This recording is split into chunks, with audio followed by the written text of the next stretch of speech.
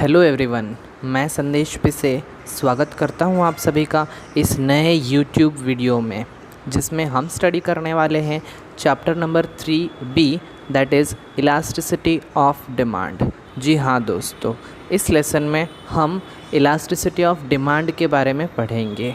It is the enlarge second chapter of demand, that is 3B। आपने demand के बारे में ऑलरेडी लास्ट चैप्टर में पढ़ा, that is 3A demand analysis. वहाँ पर हमने सिर्फ डिमांड के बारे में बात की और लॉ ऑफ डिमांड के बारे में स्टडी किया। लॉ ऑफ डिमांड कहता है कि प्राइस कम होने की वजह से डिमांड बढ़ती है और प्राइस बढ़ने की वजह से डिमांड कम होती है। लेकिन लॉ के अंदर या इस लेसन के अंदर कहीं भी डिमांड पे कितना असर पड़ा है इसका एग्जैक्टली क्वांटिटी बताया नहीं गया है। सो इन दिस चैप्टर हम यही स्टडी करने वाले हैं कि किसी भी फैक्टर की वजह से जब डिमांड चेंज होती है, प्राइस या अदर फैक्टर, तो डिमांड कितनी चेंज हुई है, मोर लेस 10%, 20%, कितनी डिमांड चेंज हुई है, ये हम लोग स्टडी करने वाले हैं। और डिमांड चेंज होना मतलब change in demand, that is elasticity. तो एग्जैक्टली इलास्टिसिटी क्या है और उसके रिलेटेड अदर अलग अलग कंसेप्ट कौन से हैं, ये हम स्टडी करने वाले हैं in this chapter, that is 3B elasticity of demand. सबसे पहले आपको बताना चाहूँगा concept of elasticity of demand. क्या है ये इलास्टिसिटी और क्या है ये इलास्टिसिटी ऑफ डिमांड?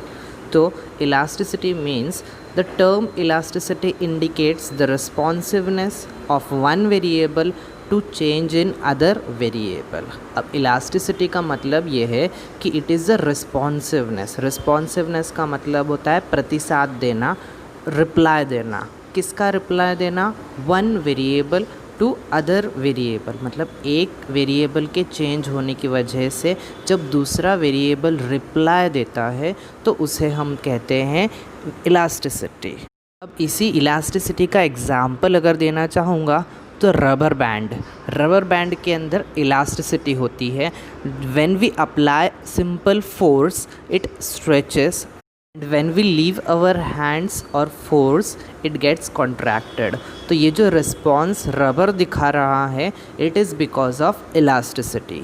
तो ये था इलास्टिसिटी। अब आगे पढ़ेंगे इलास्टिसिटी ऑफ डिमांड क्या होता है। तो elasticity of demand refers to the degree of responsiveness to the quantity demanded to change in its price और अदर फैक्टर। जब कोई भी डिमांड चेंज होती है, रिस्पॉन्स देती है, क्यों चेंज होगी? तो because of change in price और एनी अदर फैक्टर। किसी भी फैक्टर के चेंज होने की वजह से जब आपकी डिमांड रिस्पॉन्स दिखाती है कम या ज़्यादा, तो उस रिस्पॉन्स को हम लोग कहते हैं इलास्टिसिटी ऑफ डिमांड। अब यहाँ पे मीनिंग में आपको एक ही चीज़ क्लियर करनी है कि elasticity of demand is degree of responsiveness, मतलब वो एक रिस्पॉन्सिवनेस है। किसका रिस्पॉन्सिवनेस है? ऑफ क्वांटिटी डिमांडेड का, मतलब डिमांड का रिस्पॉन्सिवनेस है। और डिमांड का रिस्पॉन्सिवनेस किसके रिलेटेड पढ़ रहे हैं हम लोग? विथ चेंज इन प्राइस और एनी अदर फैक्टर। प्राइस के चेंज होने से या अदर फैक्टर्स के चेंज होने से जब आपकी डिमांड चेंज होती है और कितनी चेंज हो रही है, that is known as elasticity of demand. अब नेक्स्ट पढ़ते हैं definition of elasticity of demand. According to Dr. Professor Alfred Marshall, elasticity of demand is great or small according to the amount demanded, which rises much or little for a given fall in price, and quantity demanded falls much or little for a given rise in price। जी हाँ दोस्तों, अब आपको definition देख करके थोड़ा सा confusing लगेगा, लेकिन इसको स्टेप बाय स्टेप पढ़ोगे और याद रखोगे तो यही कह रहा है कि when there is change in demand much और लिटिल, मतलब जब आपके डिमांड में चेंजेस आते हैं बहुत ज़्यादा या कम, और अब कब डिमांड में चेंजेस आते हैं? When there is change in price. Price जब आपकी कम या ज़्यादा होती है और उसके वजह से डिमांड में चेंजेस आते हैं। अब ये डिमांड में चेंजेस थोड़े आ सकते हैं या ज़्यादा आ सकते हैं, और प्राइस भी कितनी चेंज होगी, तो कभी थोड़ी होगी तो कभी ज़्यादा होगी। और इन प्राइस के चेंजेस की वजह से जब आपकी डिमांड कम या ज़्यादा चेंज होती है तो उसी को कहा जाता है elasticity of demand. Thus, it is clear from above definition that elasticity of demand is a technical term which describes the responsiveness of change in quantity demanded to fall or rise in price। अब ये elasticity of demand क्या है? तो एक technical term है जो बता रहा है responsiveness। Responsiveness is very important word which describes your meaning of elasticity। Responsiveness of demand। Demand का रिस्पॉन्स करना विथ रिलेटेड टू प्राइस और एनी अदर फैक्टर, उसको कहा जाता है इलास्टिसिटी ऑफ डिमांड। सो दोस्तों, ये था आपका meaning and definition of elasticity of demand. अब there are 3 types of elasticity of demand. First is income elasticity, second is cross elasticity, third is price elasticity. अब एक एक करके देखेंगे ये टाइप्स ऑफ इलास्टिसिटी। तो चलिए बढ़ते हैं फर्स्ट टाइप की ओर, जिसका नाम है इनकम इलास्टिसिटी। तो income elasticity refers to the degree of responsiveness to a change in quantity demanded to change in income only, and other factors including price remains constant। अब यहाँ पे आपको मीनिंग ऑफ इनकम इलास्टिसिटी में ये बताया जा रहा है कि degree of responsiveness of a quantity demanded, मतलब यहाँ पे डिमांड चेंज हो रही है, रिस्पॉन्स दे रही है, और किसको रिस्पॉन्स दे रही है? To a change in income only. अब इनकम ये क्या है? तो फैक्टर अफेक्टिंग डिमांड, एक ऐसा फैक्टर है जिसके ऊपर आपकी डिमांड आधारित होती है या डिमांड को अफेक्ट करने वाला फैक्टर है। शॉर्ट में अगर कहें तो इनकम चेंज होने की वजह से जब आपकी डिमांड कम या ज़्यादा रिस्पॉन्स देती है या चेंज होती है तो उसे हम कहते हैं इनकम इलास्टिसिटी। एंड यहाँ पे आपको इम्पॉर्टेंट याद रखना है कि other factors remaining unchange. Unchange मतलब दूसरे factors, price, substitute goods, complementary goods के prices and fashion taste preference, population, ये सारी चीज़ें, सारे फैक्टर्स कांस्टेंट रहेंगे। और इनकम इलास्टिसिटी में हम लोग सिर्फ देखने वाले हैं तो किसको? तो that is income. When there is change in income and there to income there is change in demand, there is a responsiveness in demand, and that is known as income elasticity of demand. अब इसी का formula है EY is equal to percentage change in quantity demanded divide by percentage change in income. Very simple formula, जहाँ पे EY मतलब income elasticity and percentage change in quantity demanded, मतलब आपके quantity demanded में कितना चेंज आया है उसका percentage, divide by percentage change in income, आपकी इनकम में कितना परसेंटेज चेंज आया है उसका परसेंटेज। तो ये आप जब डिवीजन करोगे तो आपका आंसर आ जाएगा इनकम इलास्टिसिटी। अब इसी को हम लोग एक सिंपल से फॉर्मूले में लिखने वाले हैं, that is percentage delta Q divide by percentage delta Y।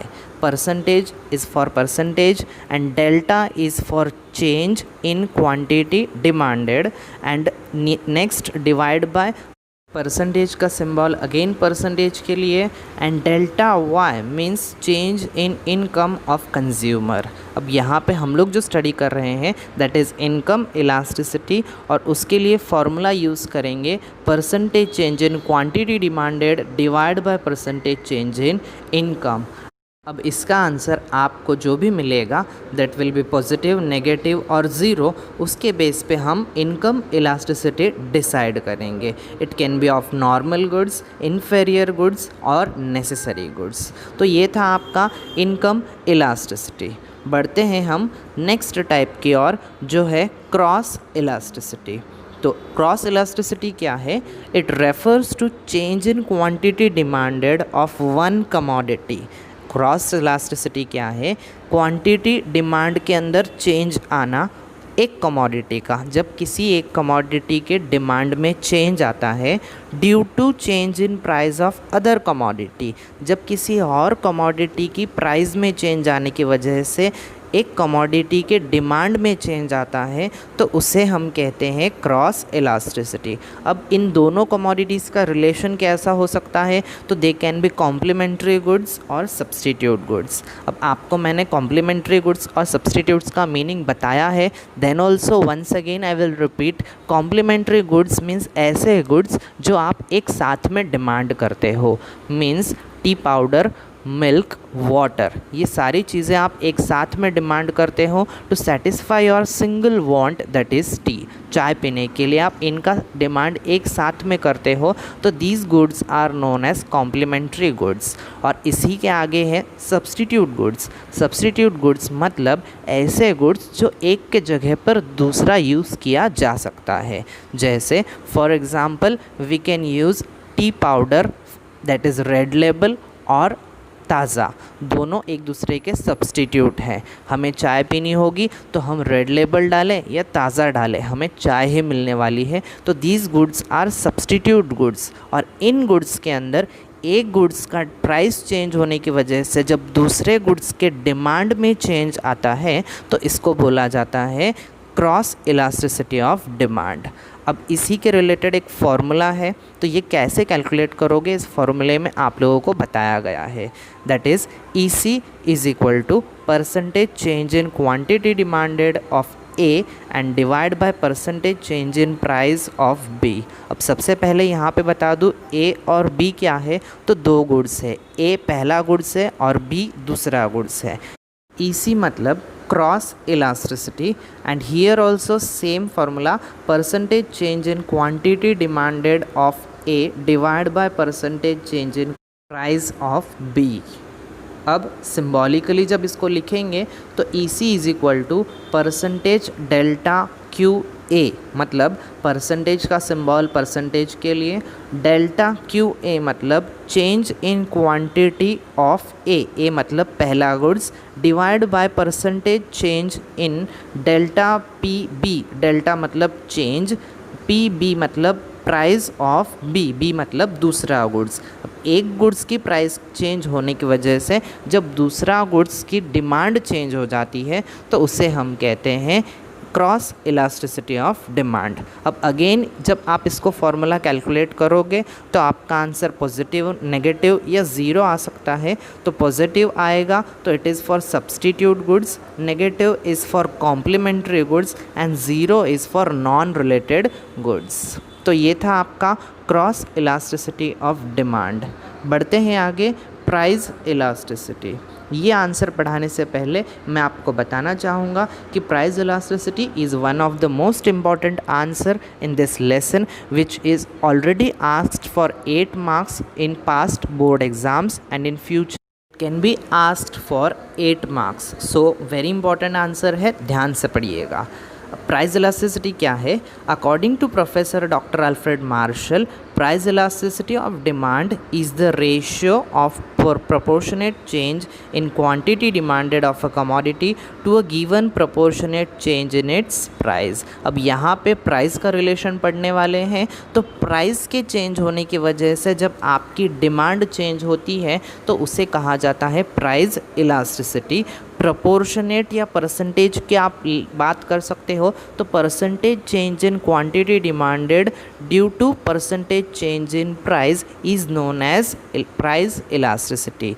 आपका डिमांड कितना परसेंटेज चेंज हुआ है और डिमांड कब चेंज होता है, तो due to change in price. तो प्राइस में कितना परसेंटेज चेंज आया है और उसके वजह से डिमांड में कितना परसेंटेज चेंज आया है, जब हम इसको पढ़ते हैं तो इसको कहा जाता है price elasticity of demand. Again इसका भी कैलकुलेट करने का फॉर्मूला है, that is percentage change in quantity demanded divide by percentage change in price. और फॉर्मूले के अंदर पहले आप लिखोगे percentage change in quantity demanded, आपका क्वांटिटी डिमांडेड कितना परसेंट चेंज हुआ है, divide by percentage change in price, आपका प्राइस ओरिजिनल कितना था, नया कितना था, उसमें कितना परसेंटेज चेंज आया है, ये आप यहाँ पे लिखोगे। और इसको कैलकुलेट करने के लिए सिंबॉलिकली आपको लिखना पड़ेगा ईडी, ईडी मतलब price elasticity of demand is equal to percentage delta Q, percentage is for percentage and delta Q मतलब change in quantity divide by percentage delta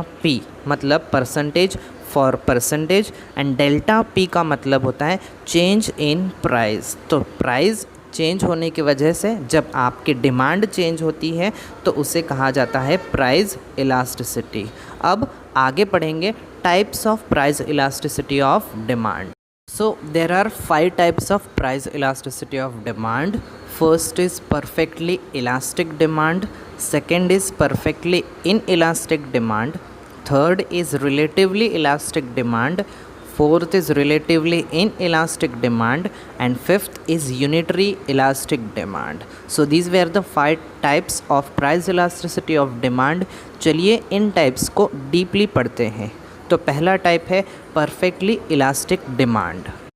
So when a slight or zero change in price brings about infinite change in quantity demanded of that commodity, it is called perfectly elastic demand। जी हाँ दोस्तों, जब price के अंदर बहुत slight मतलब थोड़ा minor change आता है या ज़ीरो चेंज आता है, उसकी वजह से डिमांड में इनफाइनाइट चेंज आता है, इतना डिमांड चेंज हो जाता है कि हम उसको मेजर नहीं कर सकते। इसके लिए इसको कहा जाता है परफेक्टली इलास्टिक डिमांड। इतनी ज़्यादा इलास्टिसिटी है कि प्राइस का माइनर चेंज भी इसको इतना इफ़ेक्ट कर देता है कि हम उसको मेजर नहीं कर पाते, and that's why it is known as infinite. Symbolically हम इसको लिखेंगे ED is equal to infinite. ये जो सिंबल दिख रहा है, ये सिंबल को हम लोग बोलेंगे इनफाइनाइट का symbol. It can be written as given on screen.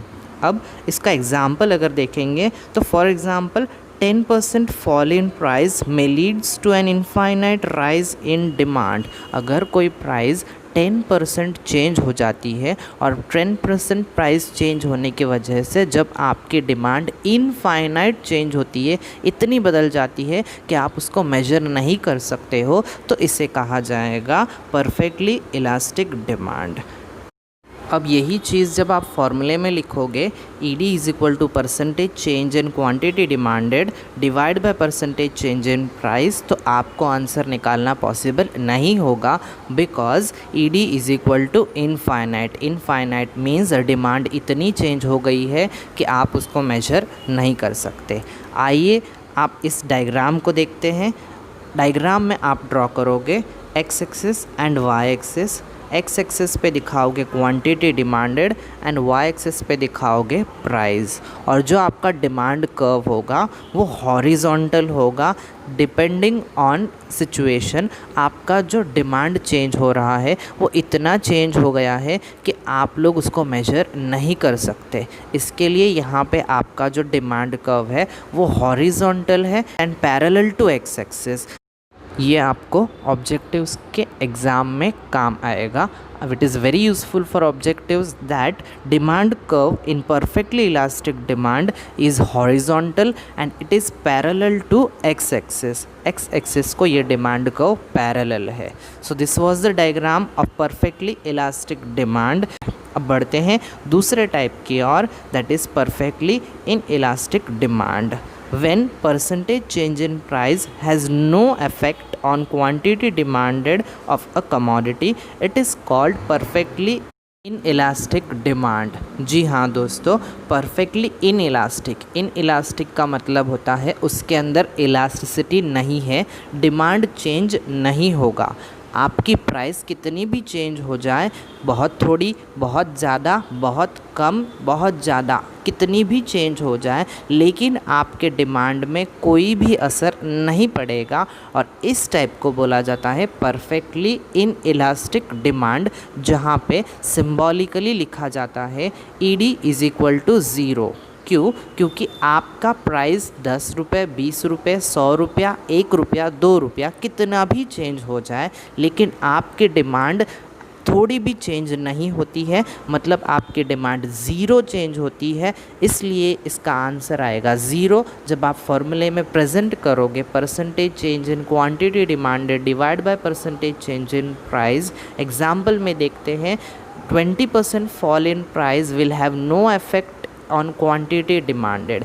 जब आपका प्राइस 20% गिर जाता है, कम हो जाता है, और आपके डिमांड के अंदर प्राइस कम होने की वजह से कोई भी इफेक्ट नहीं पड़ता है, तो इसे हम कहते हैं परफेक्टली इन इलास्टिक डिमांड। और इसका सॉल्यूशन है E D is equal to zero, मतलब zero, that is inelastic demand, और इस टाइप का नाम है perfectly inelastic demand. Real life में इसका एग्जाम्पल अगर देखने जाएंगे तो necessary goods that is medicine और सॉल्ट। जी हाँ दोस्तों, दवाइयाँ और नमक एक ऐसा एग्ज़ाम्पल है जिनकी प्राइस कितनी भी बदल जाए, बहुत कम हो जाए या बहुत बढ़ जाए, लोग इसे ख़रीदना छोड़ेंगे नहीं। जितना ख़रीदते हैं उतना तो वो ख़रीदेंगे ही। इसकी प्राइस कम होने पे लोग इसे ज़्यादा भी नहीं ख़रीदेंगे, और इसकी प्राइस ज़्यादा होने पे इसे कम भी नहीं ख़रीदेंगे। जब ज़रूरत होगी तो इसे उतना ही परचेज़ किया जाएगा, मतलब इसकी डिमांड में चेंज नहीं आएगा। That's why it is known as perfectly inelastic demand. चलिए बढ़ते हैं इसके डायग्राम की ओर। डायग्राम में फिर से आप ड्रॉ करोगे X axis and Y axis. X axis पे रिप्रेजेंट करोगे quantity demanded and Y axis पे रिप्रेजेंट करोगे प्राइस। अब यहाँ पे जब आप डायग्राम ड्रॉ करोगे तो आपका जो डिमांड कर्व है वो हॉरिजॉन्टल आएगा and it will be parallel to Y axis. अब ऐसा क्यों हो रहा है? बिकॉज आपकी क्वांटिटी डिमांडेड चेंज हो ही नहीं रही है, जितनी है उतनी ही रहेगी। प्राइस P से P1 बढ़ जाए या प्राइस P से P2 मतलब घट जाए, प्राइस कम होगी या ज़्यादा होगी, आपकी डिमांड चेंज होने वाली नहीं है। इसलिए इसे कहा गया है E D is equal to zero. Zero मतलब ना बढ़ेगी ना कम होगी, ना पॉजिटिव ना negative, and that's why it is known as perfectly inelastic demand. और इस डायग्राम से आपको ये समझना है कि demand curve is vertical straight line parallel to Y axis. Y axis को आपका डिमांड कर्व पैरेलल है and it indicates perfectly inelastic demand. ऐसा कब होता है? जब आपका मेडिसिन जैसा कोई गुड्स होता है तब। So this was the perfectly inelastic demand. बढ़ते हैं आगे थर्ड टाइप की ओर, that is relatively elastic demand. अब यहाँ से आगे जो तीन टाइप आने वाले हैं, that is relatively elastic demand, relatively inelastic demand and next is unitary elastic demand. इन तीनों टाइप्स के लिए मैं आपको दो सेंटेंसेस दे रहा हूँ। वो दो सेंटेंसेस आप याद रखिए और उसके अंदर सिर्फ एक वर्ड लगाते जाइएगा अपने मन से, मोर, लेस और इज इक्वल टू। ये वर्ड्स जब लगाओगे तो ऑटोमेटिकली आपका उस टाइप का मीनिंग बन जाएगा। तो कौन से हैं ये दो सेंटेंसेस? ध्यान से पढ़िएगा। पहला सेंटेंस है when there is change in quantity demanded. पहला सेंटेंस क्या बताया कि चेंज इन क्वांटिटी डिमांडेड, और दूसरा चेंज है चेंज इन प्राइस। दूसरा सेंटेंस है चेंज इन प्राइस। अब आपको इसको आपके रिलेटिवली इलास्टिक डिमांड के मीनिंग में कैसे लिखना है? When the change in demand is more than change in price, it is known as relatively elastic demand। और इसी को आप परसेंटेज लगा करके फिर से लिख सकते हो, when percentage change in quantity demanded is more than percentage change in price, that is known as relatively elastic demand। यही आपको घुमा करके टेक्स्ट बुक में लिख करके दिया है, when percentage change in price leads to more than proportionate change in quantity demanded, that demand is said to be relatively elastic demand। यहाँ पे भी आपको वही कहा गया है कि प्राइस की वजह से जब more than proportionate change in quantity demanded, आपकी डिमांड ज़्यादा चेंज हो जाती है, more than चेंज हो जाती है, तो उसे कहा जाता है relatively elastic demand। यहाँ पे हम एग्जाम्पल में ले सकते हैं कि that is 20% fall in price leads to 80% rise in quantity demanded. और इसी को जब आप फॉर्मूले में पुट करोगे, percentage change in quantity demanded divide by percentage change in price, आपका आंसर आएगा 4, दैट इज़ मोर देन 1। इसके लिए कहा जाता है ED is equal to more than 1 and this is called as relatively elastic demand. अब आप डायग्राम में देख सकते हो, there are 2 axes, x axes and y access.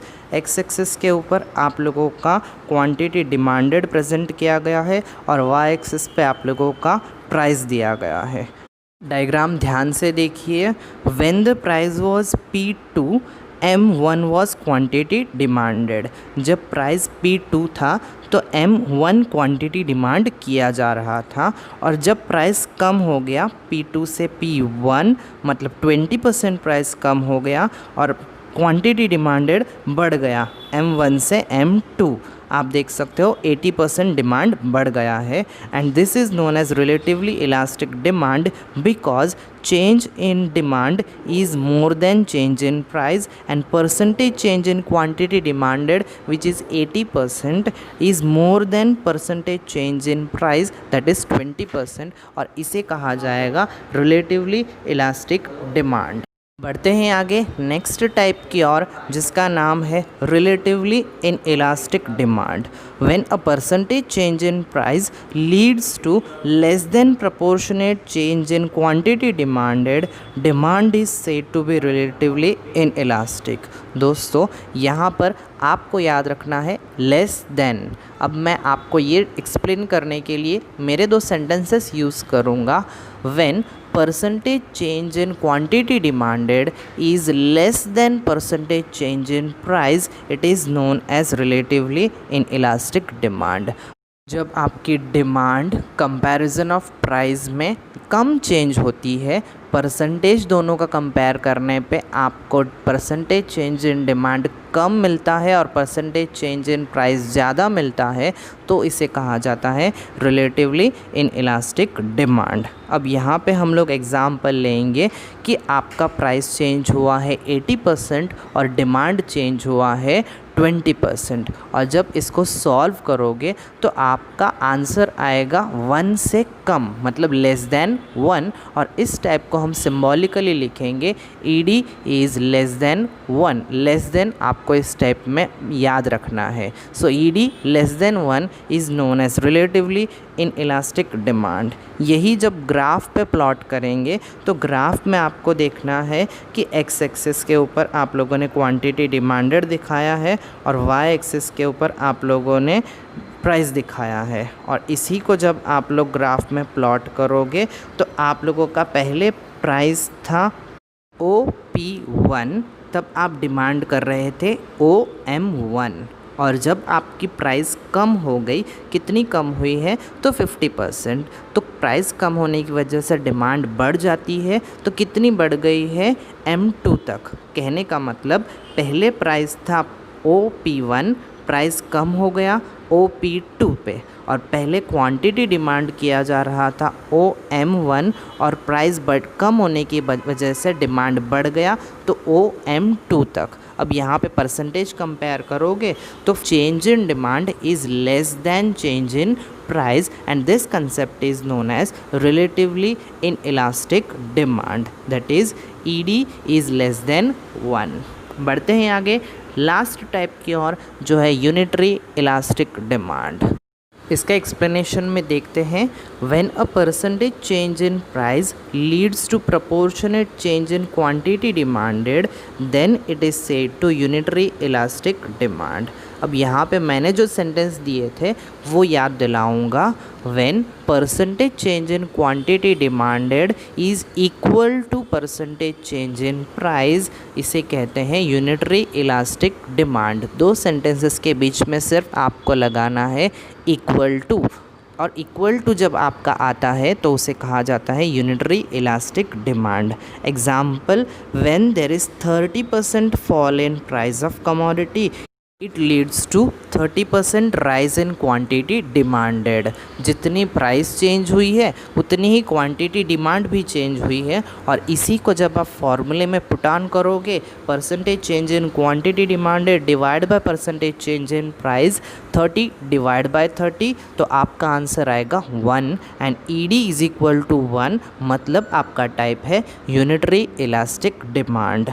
ये आप लोगों को डायग्राम में शो ऑफ करना है, और डायग्राम के अंदर हम देखेंगे कि एक्स एक्सिस के ऊपर आप लोगों ने क्वांटिटी डिमांडेड शो ऑफ किया हुआ है और वाई एक्सिस के ऊपर प्राइस। अब आप देख सकते हो प्राइस जब OP2 थी तो क्वांटिटी डिमांड की जा रही थी OM1। प्राइस कम होने की वजह से डिमांड बढ़ जाती है। प्राइस OP2 थी, अब कम होकर के हो गई है OP1, और क्वांटिटी डिमांड पहले OM1 था, अब बढ़ करके हो गया है OM2।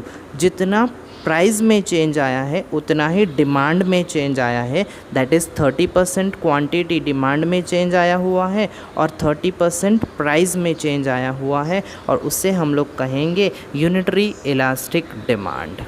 So these were the 5 types, that is perfectly elastic demand, perfectly inelastic demand, relatively elastic demand, relatively inelastic demand and unitary elastic demand। ये आंसर आपको एग्ज़ाम में 8 मार्क्स के लिए पूछा जा सकता है, और फ्यूचर में ये आपको methods of measuring price elasticity के आंसर में काम आएंगे। तो ध्यान से पढ़िएगा। होप सो आपको ये टाइप समझ में आ गए होंगे।